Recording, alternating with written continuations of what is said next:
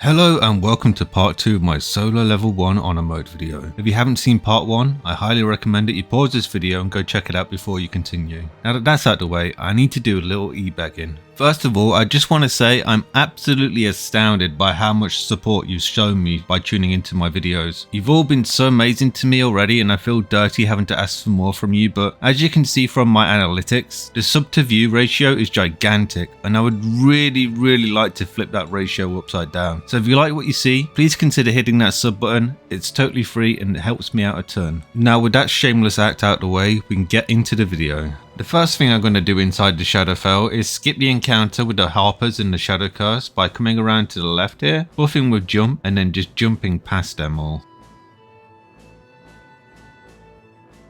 Then I'm going to head into Last Light Inn so we can pick up a few goodies inside. The first thing I did was speak to Quartermaster Tally. Now I did buy a lot of her things, but in retrospect a lot of it really wasn't that necessary and I was just buying a lot of it because I didn't know what I would need.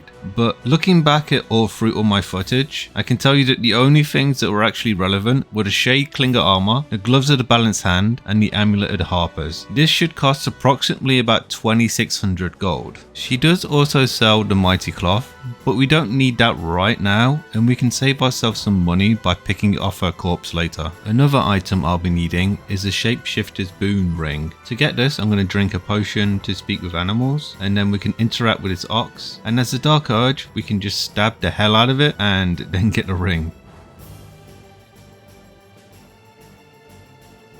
I'm then going to give Damon a bunch of our Infernal Iron and he's going to turn that into Flawed Hell Dust armor. We only need the gloves so you can sell everything else to make a bit more money. And you're probably going to need to sell it because we need the Darkfire Shortbow and that's going to set us back 3800 gold. However, he also does drop this on death, so for the cost of a Scroll of Darkness, you can cast it here and then kill him. After I've filled my bag with goodies from the Last Light Inn, it's time to head out and head towards the Karnas encounter. I feel really stupid because I took Disguise Self and then in Act 1 we never disguised ourselves as a drow. But the reason I picked Disguise Self was because of the Shapeshifter's Boom Ring we picked up in the Last Light Inn. But this ring will give me a 1d4 to every single check in the game. And with all the buffs we've stacked and the inspiration, we can easily pass all the dialogue checks for Karnas. And after the idiots handed me his moon lantern, and I'm going to send them off into the Shadow Curse before I free the pixie to get the blessing. When heading towards Moonrise Towers, it's best to hug this left wall because you don't want to get into a premature encounter with Karnas and co. Inside Moonrise Towers, I'm going to interact with Lan Tarv, and if we tell him about us killing Dror Ragzlin and we can pass the persuasion check, he'll instantly become an ally and everything he sells to us will become cheaper. And once we've got him as an ally, I'm going to need 3 items from him. The first is the Fistbreaker Helm, then the Sentinel Shield and the Titan String Bow. This is going to cost approximately 3500 gold with him as an ally and with our charisma. You can probably get by without the helm, but the shield and the bow are definitely top priorities here. Rowan Moonglow will sell us the Drake Throat Glaive, the Marksmanship Hat, Bow of Awareness and the Net Emisser. The Drake Throat Glaive is the top priority here, as is the Marksmanship Hat. The Bow of Awareness is a nice option if you can afford it, and the Net Emisser is also nice but it's not necessary. But if you've got the gold, I definitely recommend buying as much as you can from her. Now, if you're not aware, the Drake Throat Glaive has a special ability. It would allow me to apply 1d4 of any elemental damage of my choosing. And after equipping it, if I swap to my bow, I'll be able to apply that elemental damage to my bow. And with all those damage modifiers stacked, it's going to make my bow do a lot of damage. After donating some blood to a Raj, I decided to farm a little first clip for any of you Astarian lovers out there.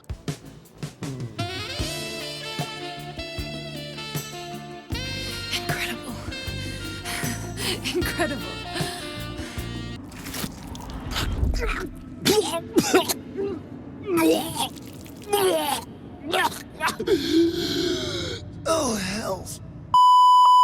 In and then I'm going to buy the risky ring from her for about 1400 gold. Now it's time to go step on that spider. My stats for this fight are on the left hand side of the screen, and I was going to go over what items I'm wearing, but I thought it'd be a lot more fun for one of you good eggs in the comments to actually list them all, and then any of the bad eggs can troll me by saying, why didn't you use this, why didn't you use that? Fighting Carnus and Co isn't actually so bad. You should be able to kill a minion per turn and get invisibility, and as long as you're staying about 20 meters away from them, they shouldn't be able to catch up to you at any point in time. And don't be an idiot like me who forgets to unequip the shield on the first turn so we don't have advantage on all of our attacks. If worse comes to worse, you can kite them back in towards Moonrise Towers, and because we have an allyship with Lantarv, it will aggro the rest of the guards inside Moonrise Towers and they'll kill them for you. But with all the buffs on the weapon and using elemental arrows every turn, you should be able to kill them before they get inside.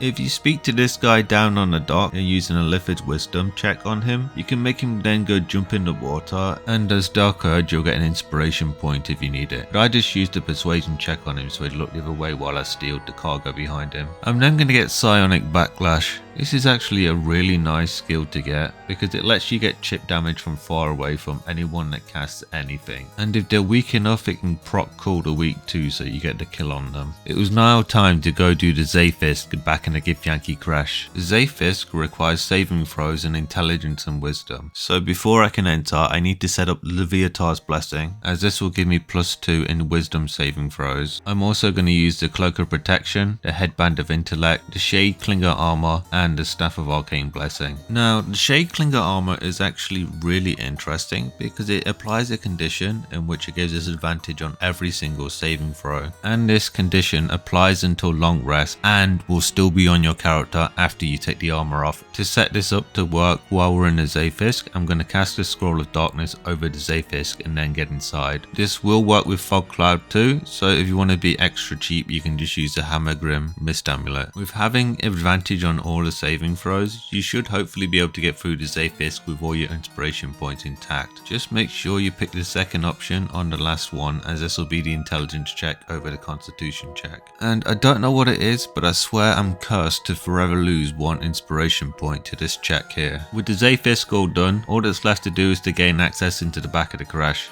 Then we're going to use Minor Illusion to loot the few items there, and then when that's all done you can head towards the Blood of Lathander, and then it's safe to teleport outside of the Creche. I was running a little low on inspiration points, so I decided to come back and pick up a few that I'd left for later. Back at the old chapel in Act 1, I'm going to tell these fine gentlemen that there isn't any cheese here.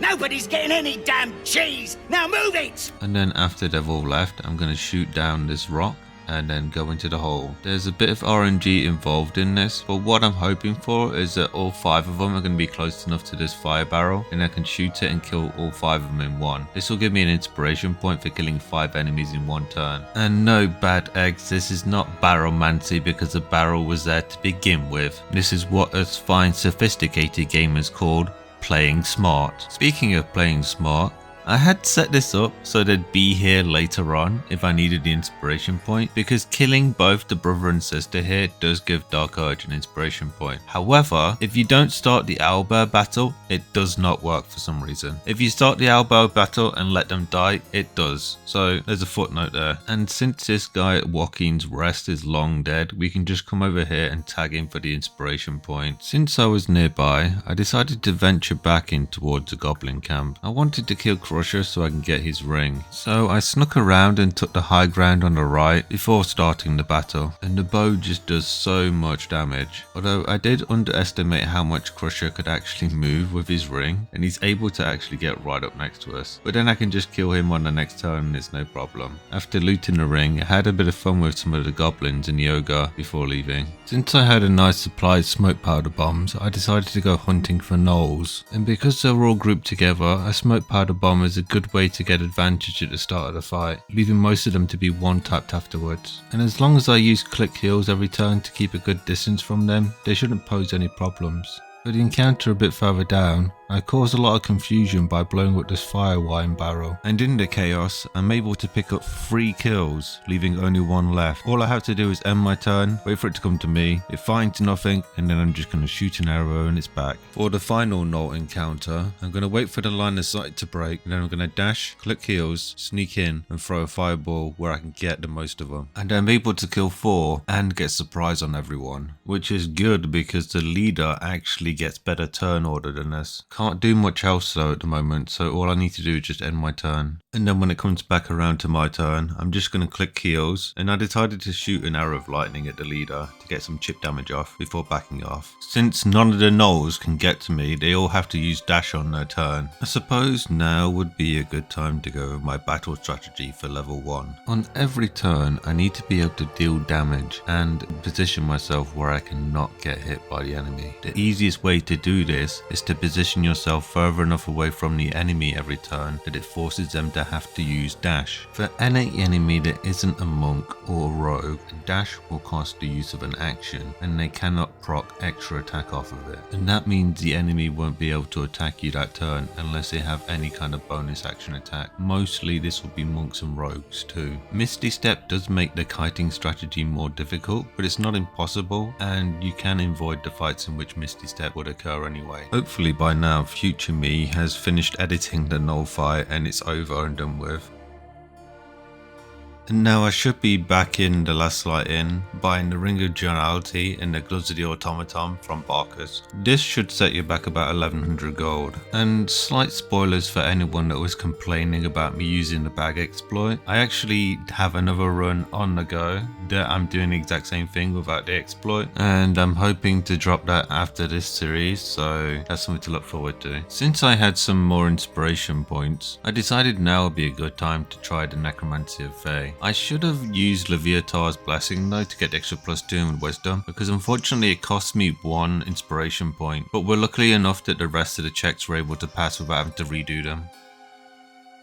I run into Arabella on my journey and decide to send her back to camp. And then it's time to start to tackle the Gauntlet of Shar. Like the giga nerd that I am, I mean loyal Dark Justiciar, I do the puzzle from memory. Then I'm going to go immediately off to the left, and if we lockpick this door and then open the door at the back by pulling this lever, we can gain access to Balthasar's area without having to go past his guards. Then I'm going to stack every possible buff I can so we can lockpick the door to Balthasar. And then I like to come around to the right hand side here before going invisible, entering turn-based mode and starting to unlock the door. This method though cost me a lot of my Thieves tool, as the door is a DC 30. I have since refined my methods to find a guaranteed scroll of not, but for now I'm just going to let you enjoy me struggling to open this door. And I don't know how this happened, but when we open the door it breaks our invisibility. That bit I understand, but what I don't understand is how we don't get drawn into combat here. But I'm not going to complain too much, because I'm just going to drink a potion of invisibility really quickly and we can let the battle play out in real time instead. Now I'm not going to bore you with the entire battle, but I would like to point out that Balthasar's honor mode changes actually make it easier for the Dark Justiciars to kill him here. Whenever they kill one of his adds, he spawns an area of effect which actually heals them instead of doing damage. The only downside is the Dark Justiciars think it's going to do damage and so they don't always stand in it, but when there are a bunch of them grouped up together and he casts it, they do get a nice AoE heal on them. I have heard instances of Balthasar being able to actually kill all the Dark Justiciars, but I've never actually seen it myself in all of my attempts. There's just far too many of them. But if you've tried this method and Balthasar has actually managed to win the battle, comment down below so we can all point and laugh at you. Just kidding.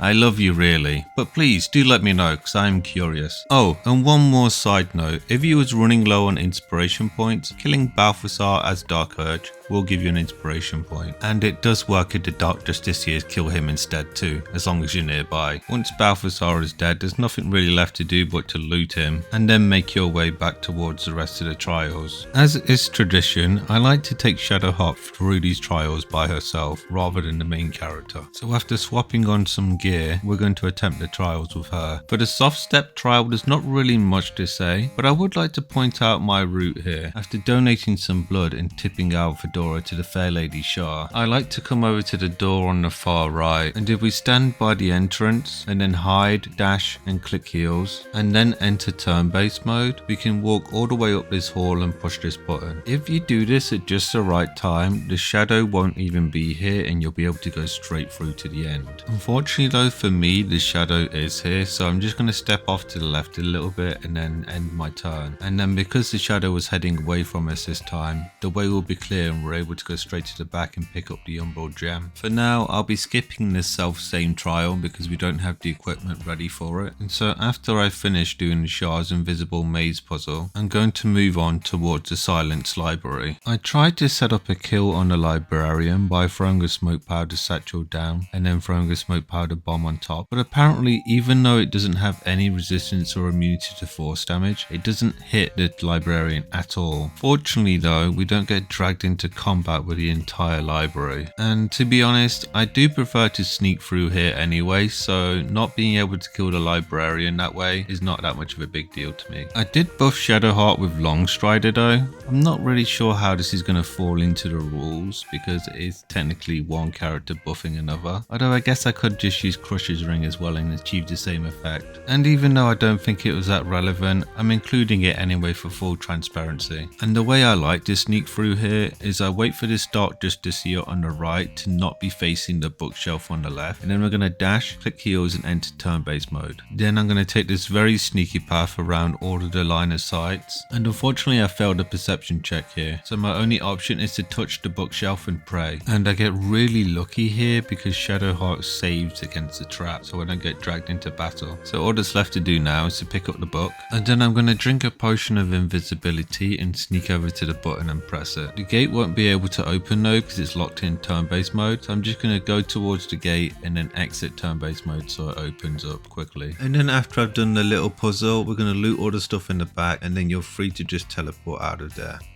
It was then time to take a little break from doing Shar's Gauntlet. I went back to the Githyanki Creche, and the trader here has a very unique property about her. She is the only trader in the entire game who will sell you supreme healing potions at level 1. So I'm going to make use of that and we're going to long rest again and again and again until I get 20 of them. I'm hoping that this is enough to keep us healthy when we're in Slayer form. I decided now would be a good time to take on Auntie Ethel. The first thing I'm going to do is I'm going to stack up as many buffs as I can, and then I'm going to go invisible and we're going to head towards her fireplace to try and pass the investigation check here. And I'm going to enter turn-based mode to make sure our invisibility doesn't run out. Unfortunately, I passed the investigation check, so I can just continue on down to her lair. If you don't pass the investigation check, you will have to start combat with her some way. It's not impossible, but it is the least preferred method. While going through her lair, you'll want to make sure that you stay invisible. The only thing to note is that water will break your invisibility, so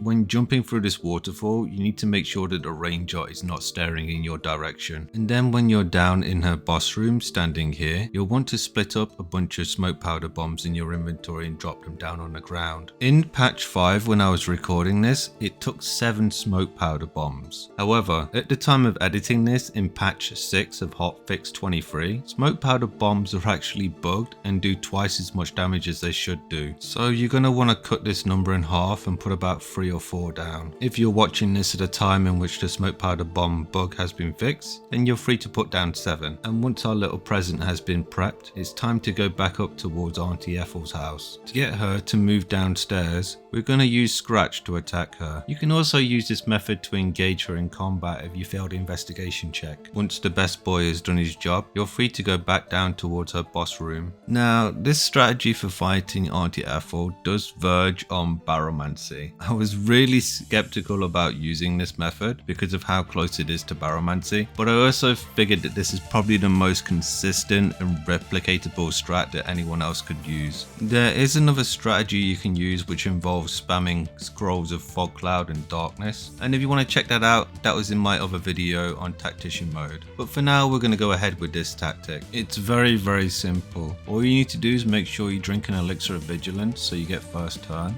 and you want to make sure you have half cooled a week turned off. Then it's just a simple case of shooting one of the smoke powder bombs we left on the ground. As long as RNG is in your favor, she should have about 30 health. In my run she had a little bit over 30, so I drank a potion of speed and then I threw a smoke powder bomb at her to get her under 30. When she's under 30 health, this will trigger her to end the battle. And it's important to do the dialogue check because otherwise you won't be able to get Connor in a bit. The dialogue check does have a difficulty class of 20 and it may cost an inspiration point or two, but it's really worth it down the line. And then after Auntie Ethel's ripped out a piece of her scalp and threw it on the clearly clean floor, I'm going to eat it and take the dexterity. And because I think Mayrina is an absolutely vile person, I'm then going to take her dead husband as my own. You may be rotting and a bit smelly, Connor, but it's nothing a can of Lynx won't fix. And I don't have a clue what possessed me to do this early, but I went down into Yugir's area. I was planning on doing this after we got the bliss spores for the extra 1d6, but for some reason I came down here early. Maybe it was cockiness, maybe I just wanted my run to die, who knows. But I'm guessing there must be some kind of planetary alignment going on that day, because I managed to pass the insight check and then all the persuasion checks afterwards without using up all my inspiration points. Seriously, if you're doing this yourself, don't do as I do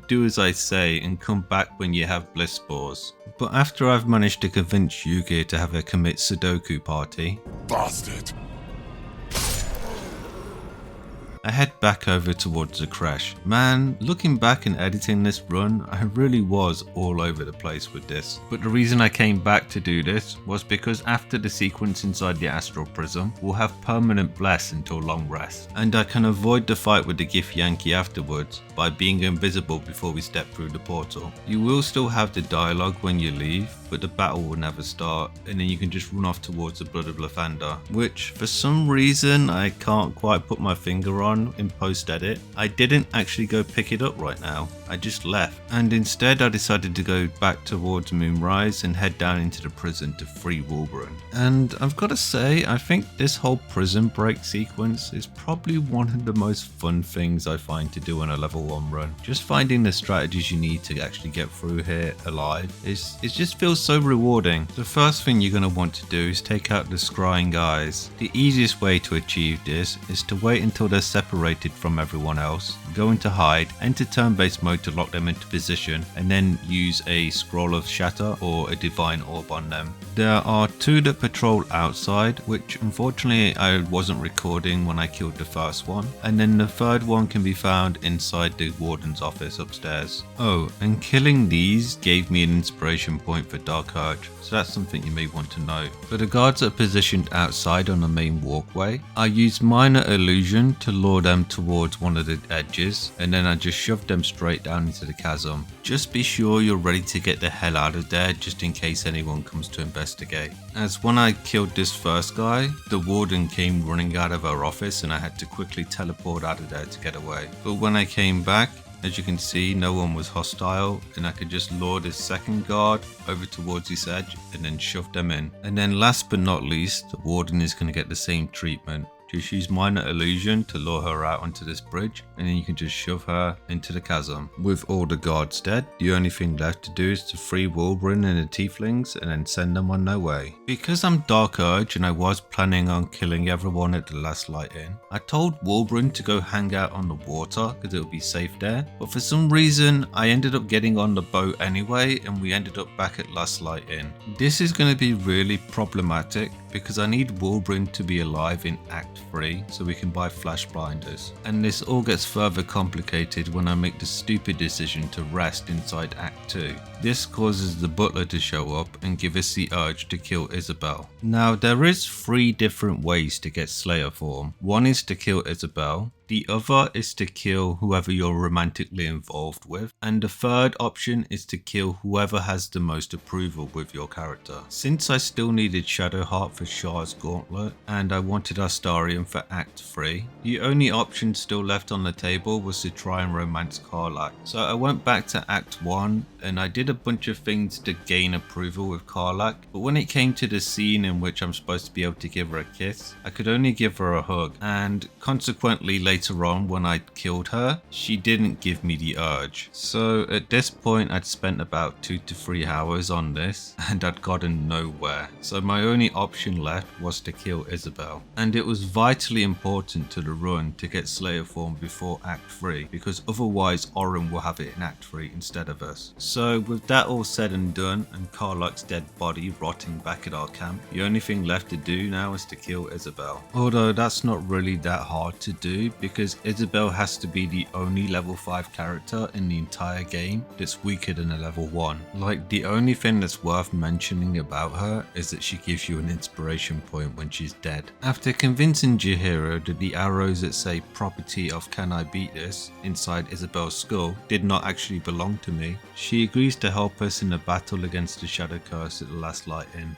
Although the joke's on her because she is also an inspiration point and I will not be helping her stay alive. Although I did mess up myself a little bit because I didn't get the Pixie's blessing before we started this, and for some reason I didn't get it when we was in a battle. I just equipped my torch, but any light source really helps anyway. And I don't have a clue what happened here, but despite me clearly having priority in the turn order, these Harpers got to move before I did, which made me a little bit scared because I thought I might die to this. Fortunately though, they all just huddle around Jaheira and I get my turn up next. If you've seen my tactician video, you might be familiar with the strategy I'm about to use. It's very simple. All I need to do is just misty step up onto the rooftop and make sure I leave myself out of the line of sight of any of the ranged enemies. Then the Shadow Cursed Harpers will all gather around Jaheira and she'll most likely die before she gets her turn in. But that's fine anyway because she gives us an inspiration point.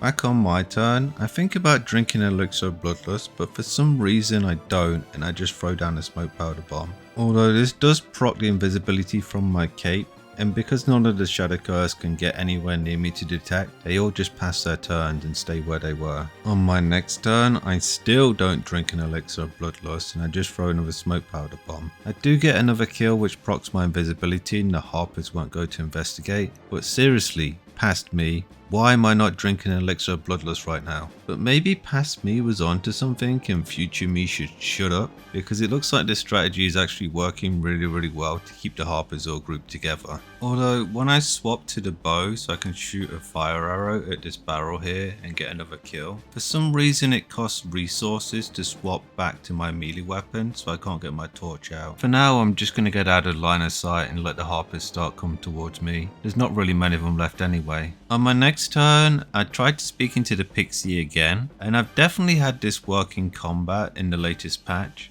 So maybe this was just a bug with the old patch, but I'm not able to talk to her and get a blessing. And for some reason I decided to drink a potion of speed, but then do nothing with it. And I'm over encumbered because I don't have my club on. Honestly, I don't know what past me was doing, but I'm hoping we pull it together soon or we're going to die. Although on my next turn, it looks like the gears in my brain have started turning again, because I'm going to drink an elixir of hill giant strength and we're going to start throwing down holy hellfire with smoke powder bombs. Nope.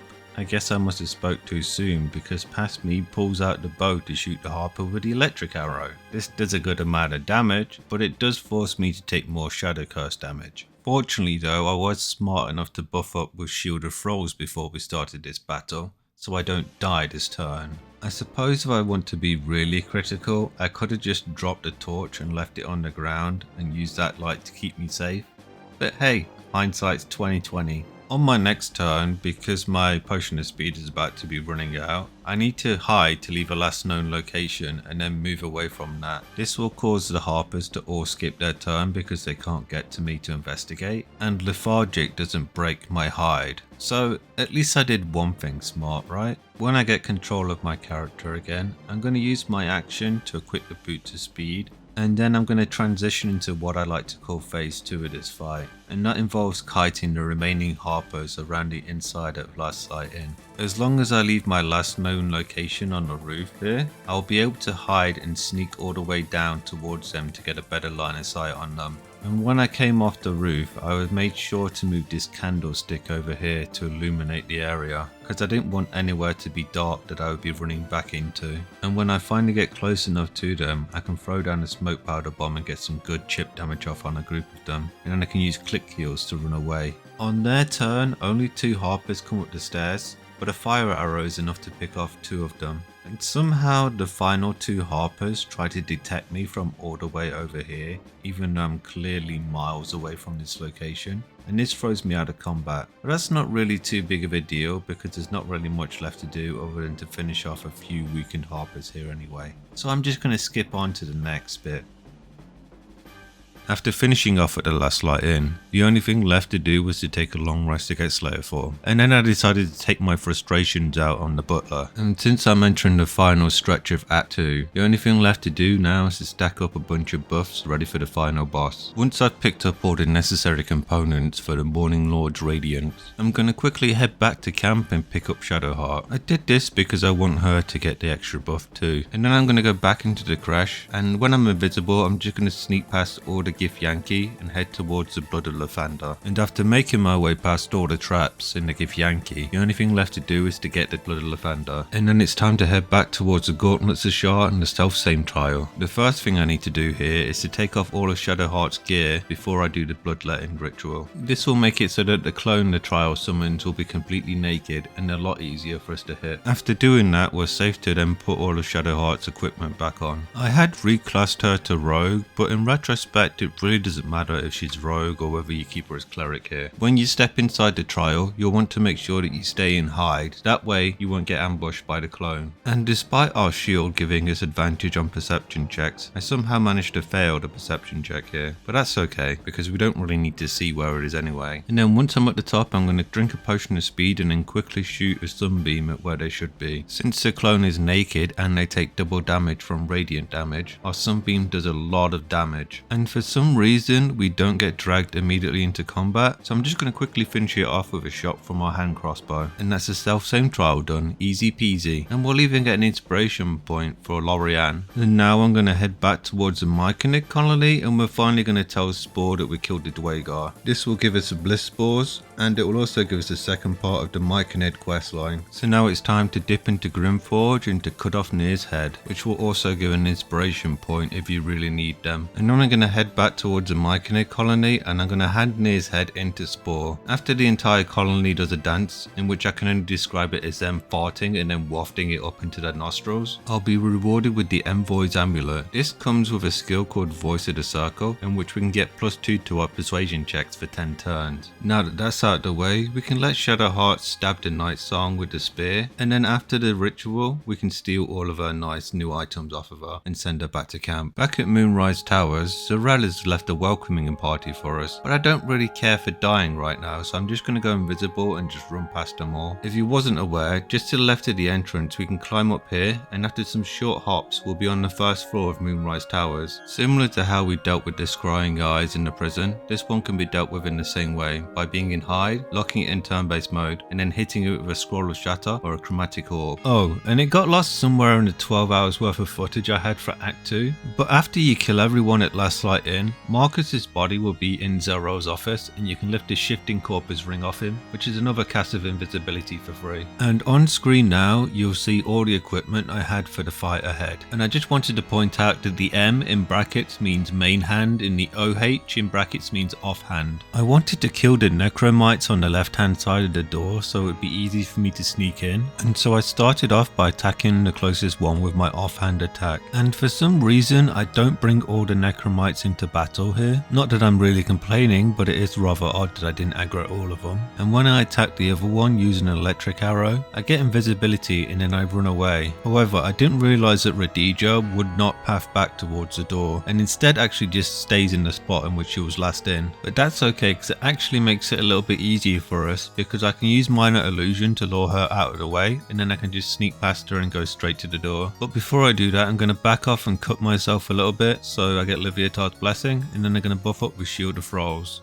And then once she's out of the way, I'm going to buff up with the Envoy's Amulet, swap to our Silver Pendant, dash, click heals, enter turn-based mode, and then sneak towards the door. I wish I'd known this sooner, but there's actually a diary you can read in Ketheric's bedroom, in which it makes the dialogue check against him a lot easier to pass. But with all the buffs that I have stacked for our ability checks, I'm able to pass the DC 30 and it only cost me 2 inspiration points. However, if I had read his diary, I would only have to pass 1 check and it would only have a difficulty class of 10. For the first battle with Ketheric, the hardest thing about it is keeping track of the darkness timer. I'm not really sure why, but for some reason darkness doesn't tell you how many turns it's been active for, so instead I kept track of the turns by just writing it down on a piece of pen and paper. For the start of the battle, you'll want to cast darkness in the center, and then you'll drink a potion of speed, walk into the darkness cloud, and then hide, and then pass your turn. Since none of the enemies will be able to see you, and they can't come into the darkness cloud to detect you, they'll all just pass their turns. And then on my next turn, I'm going to drink an elixir of bloodlust, and then I'm going to start attacking Sostera. I like to focus on her first because she can cast fireball, and if she casts it just to the edge of our darkness and we're near the edge of it, it can hit us and kill us. So it's better to be safe than sorry. And then with my final action of the turn, I'm going to go back into hide. Needing to end every single turn in hide is the reason why we went for 2 hand crossbows for this fight, because I can use my offhand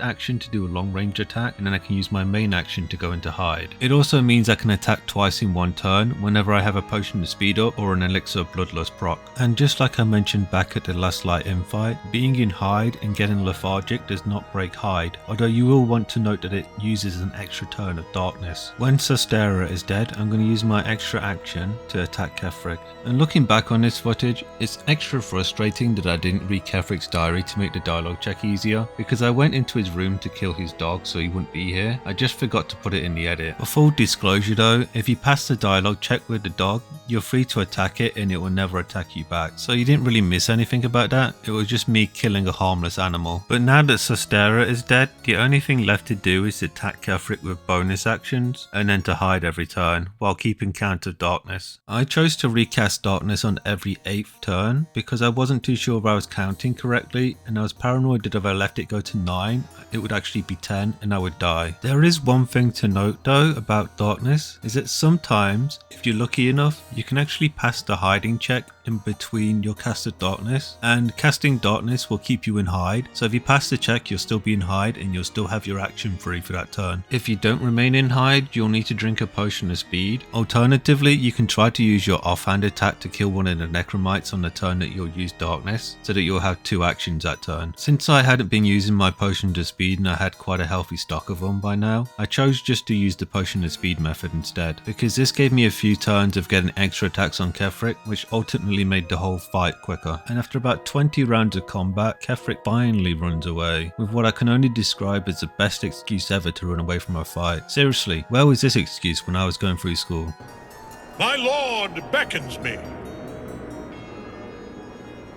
After Ketheric has run away, the only thing left to do is to finish off the few necromites that are left around. They don't really pose much of a risk, so just make sure you keep track of your darkness turns, and then your elixir of bloodlust should do the rest. Once the necromites are dead, well, deader than dead, phase 1 of Ketheric will be over and you'll be able to go into the Mind Flayer colony. The first thing I want to do inside the Mind Flayer colony is I want to free our old friend Us. In order to do that, I'm going to take out the few intellect devourers out in the hallway. They don't really pose that much of a risk, they die in 1 to 2 attacks, which that then procs our invisibility on our cape and we can reset the fight. The big problem I'm going to have is with clearing out the room in which Us is in. Along with the bugbear, there's 4 intellect devourers and I need to make sure that they can't snipe me from far away. To do this, once I attack the bugbear, I'm going to back off, close the door and back off as far as I can to this corner. I left a few smoke powder bombs at this corner and then I backed off a little bit further. When I had a few of them grouped together on this corner, I moved the smoke powder bombs closer to them and then I detonated them. This left only a few of the intellect devourers alive, and after they tried to detect me and failed, the fight reset and I was able to go back into the room and just snipe them all one by one. I get a surprise attack on all 3 of them, so I'm able to kill 2 of them before the 3rd one can even move, and then I just back off a little bit, let the other one come to me and then finish it off. And all that's left to do is to free Us from their cage. Since freeing Zevlor is basically free, saving him was next on our to-do list. I would like to pretend there's a ton of strategy involved in this and it's actually a very hard fight, but it's not. All you need to do is make sure that you get first turn, and then you're just going to cast darkness, drink a potion of speed and hide, and that's it. The Intellect Devourers and the Mind Flayers will never attack Zevlor or any of your allies, and they'll just stand around and let them beat the hell out of them. And all you have to do is stay and hide and keep passing your turn in darkness. And one final thing I wanted to do before I finish the Mind Flayer colony is to get the Githzerai Mind Barrier. This, coupled together with all the other buffs that we have, means that I have a lot of buffs right now, as you can see. And now the only thing left to do inside the Mind Flayer colony is to fight Ketheric and the Apostle of Myrkul. After the cutscene in which the game reveals that Ketheric is actually 1/3 of Baldur's Gate Power Rangers, we'll be left alone to take on the man himself. And this battle is actually a lot harder than you would think it is, and it's for reasons that are completely out of your control as well. Before starting the conversation with Ketheric, I'm going to sneak up as close as I can, and I'm going to throw a caustic bulb so it lands inside the center of the donut ring. You need to make sure you throw it into the void, otherwise this strategy won't work. Once that is done, the only thing left to do is to talk to Ketheric. During the conversation with Ketheric, you'll get a dialogue option for a persuasion check, and even though it has a difficulty class of 18, with all the buffs that we have stacked, it will be no problem at all. And then it's time for the biggest battle at all. Not against Ketheric, not against Apostle, but against RNG. Because in order for this to work, you need Apostle not to roll an initiative of 5. If it rolls its maximum initiative, you simply cannot win this fight, which makes it probably the scariest battle of the entire playthrough. You could quite literally do everything perfect up until this point,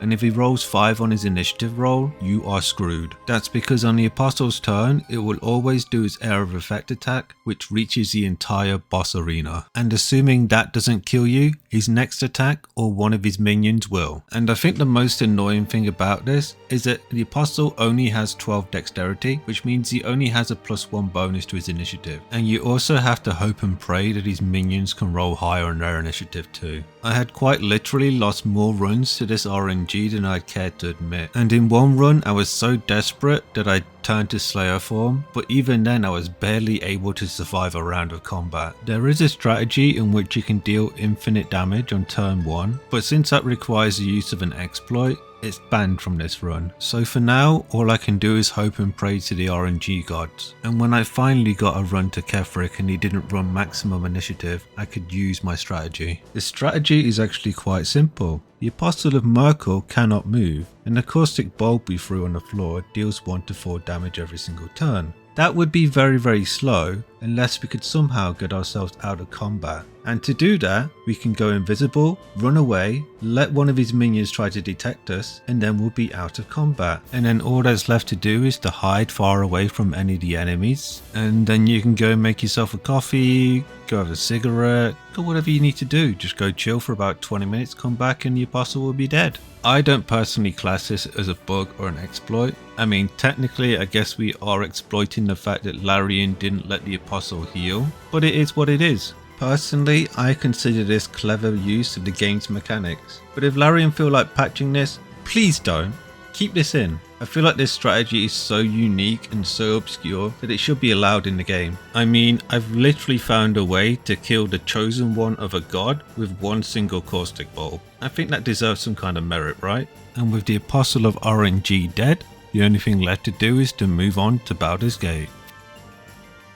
For the initial encounter with the Githyanki monks before we go through the portal, you want to make sure you stack up on initiative gear and have a way to cast Misty Step. You won't be able to use an Elixir of Vigilance for the initiative bonus here, so it has to come from your items only. So assuming you can stack enough initiative at this point, which you should be able to as long as you've been buying all the stuff I told you to, all you have to do to get through this encounter is to use Misty Step to get yourself close to the portal, dash if you need the extra movement speed, and then run through. And despite the battle with the Apostle of Myrkul being completely RNG based, the thought of doing this fight alone gave me so much anxiety that I literally practiced it for about 6 hours straight. After the trailer for Avatar 2 is played out, the first thing I want to do is jump behind me to loot this chest. And I must have been feeling rather lazy because instead of just going and hide and jumping up here, I drank a potion of invisibility instead. And when I said that I practiced this fight for about 6 hours, that was no cap. This was the scariest encounter in the entire game for me, and it basically gatekeeps Act 3. If I couldn't find a way to do this fight as consistently as possible, this run was basically dead before it even began. began. Not only do the Githyanki all have high dexterity, which means they also have high initiative rolls, they also do a lot of damage, and because they're all monks they can also attack with their bonus actions as well. For me personally, the damage they dealt didn't really matter because they were going to kill me anyway, but one of the conditions for losing the run and getting a game over would be if the Emperor died. So not only do I have to worry about my own character and all the strong Githyanki I'm about to fight, but I also have to worry about the most useless ally ever, the Emperor. For this reason alone, before I start the battle, I'm going to go over a few of the mechanics of the fight and the gear that I'm wearing for the fight. Not every piece of equipment matters, but the main things you'll want to wear are the marksmanship hat, the mighty cloth, the risky ring, the shapeshifter's boom ring, the sentinel shield, and the dark fire shortbow. You'll also want to drink an elixir of hill giant strength and make sure that you use disguise self. I should have also set up Leviathar's blessing, but hey, hindsight again. Before I start the battle, I'm going to buff with the scroll of mirror image. I also use the scroll of mage armor, and then I'm going to use haste. Then I'm going to equip the sentinel shield for the boost to our initiative. I equip the blood of Lathander just in case. Then I'm going to hit the trigger to start the battle that's at the edge of this fire here. The start of this battle is kind of scripted because the Githyanki will mostly focus on the intellect devourers. So the leader getting turn order over us isn't that big of a deal. There is still some RNG involved in this, and I definitely could have done myself some favors by setting up Leviathar's blessing first, but this is the most consistent strategy I was able to find for killing all these monks. The first thing I need to do is jump up to this Githyanki monk on the left, and then I'm going to throw them into the void. With the elixir of hill giant strength, advantage on strength checks from our armor, and if we had Leviathar's blessing, this would be an 80% chance of success. And after we've threw the first monk into the void, I'm going to back off a little bit and then I'm going to shoot an arrow of darkness at the floor. If you don't shoot the arrow of darkness, the monk on the other platform will just kill you when it gets its turn in. There is a little bit more of RNG that's out of our control too, because it depends on how the AI controls the Emperor.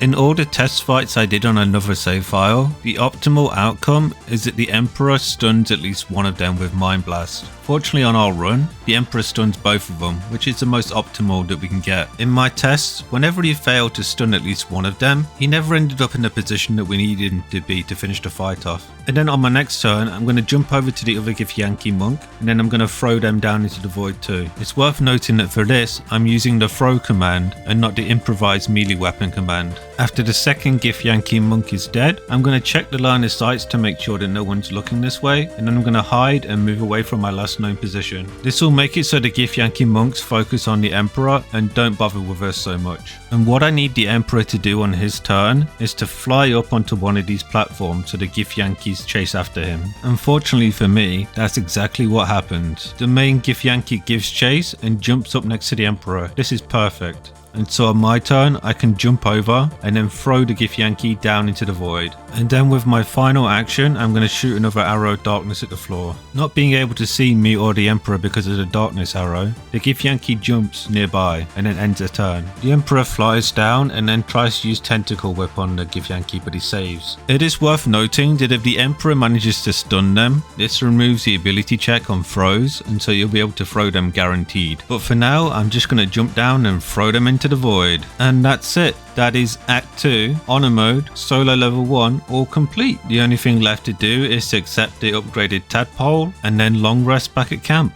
If you've liked this video, please don't forget to leave a like, a comment, or even a share. All helps with my engagement. And if you haven't subscribed already, please do so. It helps me out so much. And until my next video, much love and goodbye.